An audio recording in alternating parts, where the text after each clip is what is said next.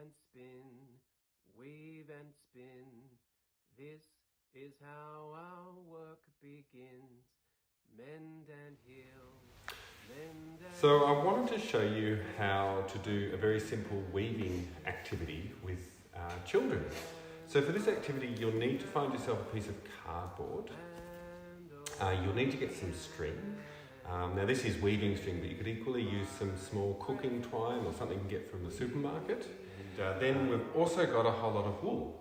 So this is 16 ply wool. It's nice and thick. It's really great for small children and also for older school-age children as well. It's got a nice smooth wind. It doesn't split, so it's quite easy to work with. So the first thing you're going to need to do with your scissors is cut down your teeth on your cardboard. Now once you've done that, you've got to have the same amount at the top and the same amount at the bottom. It doesn't matter whether you have odd or even number, so just evenly space them. Now the tighter you space them, the more fine your weaving is going to be. The wider the wider the weave will be. So I suggest if you're working with smaller children, you have a really wide tooth, and if you've got older kids, you can narrow the tooth because they'll get a much finer looking blanket at the end. So with your string, you get one end and you put it through, and you can get some tape or you can just hold it with your finger at the back like that, just until we finish, and then I'll show you how to tie it off at the end. So you wrap it down, and then you jump through to the other tooth, and then you come back up again. Jump through to the other tooth, and come back down.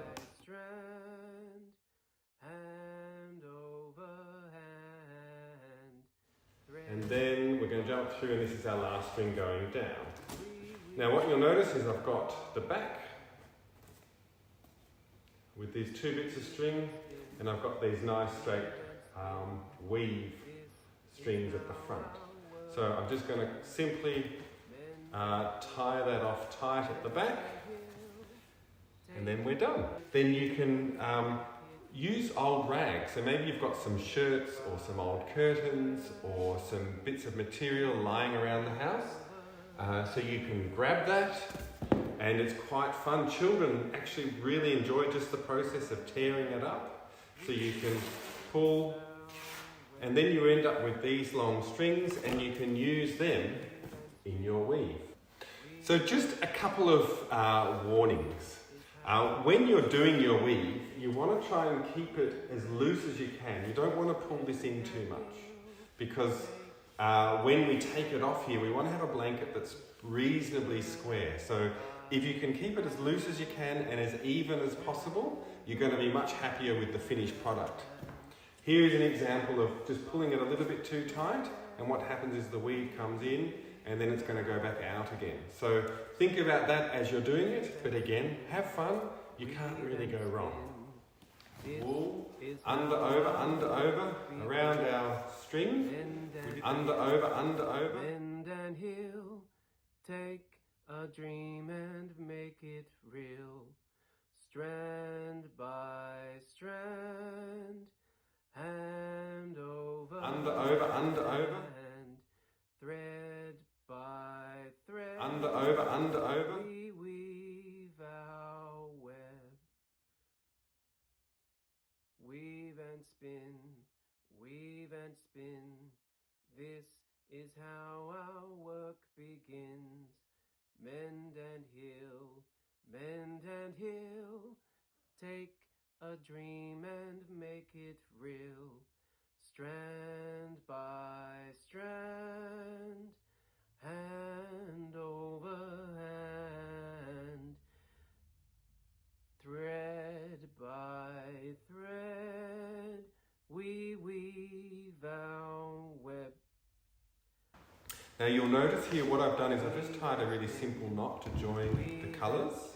Now, the older children might need a needle and they could stitch the colour back in, and if you follow the string all the way along, it'll become an invisible join then. But for the smaller children, tying a knot is quite challenging enough, and it has the same effect. So when you've got to the end, what we need to do is remove the cardboard so that then our blanket becomes separate from the cardboard.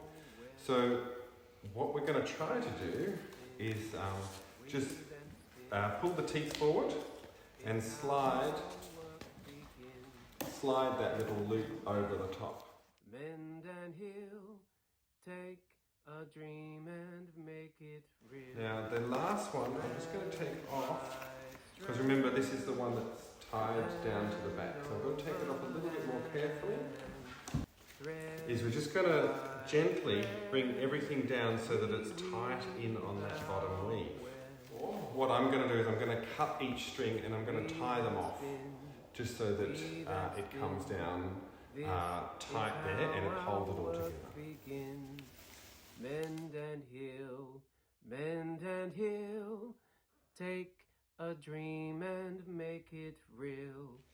Strand by. And so with the back, where we've got these two, we're going to just cut that again in the middle. And this side needs to be tied on over here, and this side is going to be tied on over here. How our work begins. Mend and heal, take a dream and make it real. So there we have it. We've made ourselves a very simple blanket by weaving wool under, over, around our string. We did that on a very simple cardboard loom.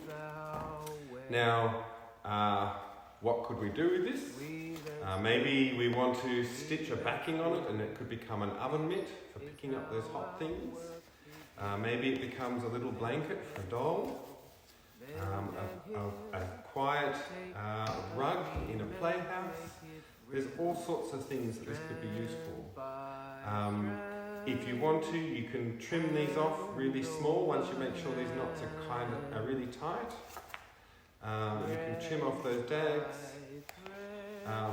You may want to get some calico or some material to make a nice backing, so you could stitch it onto something else, just to give it a bit more strength and durability, particularly if you're going to use it as an oven mitt or something like that.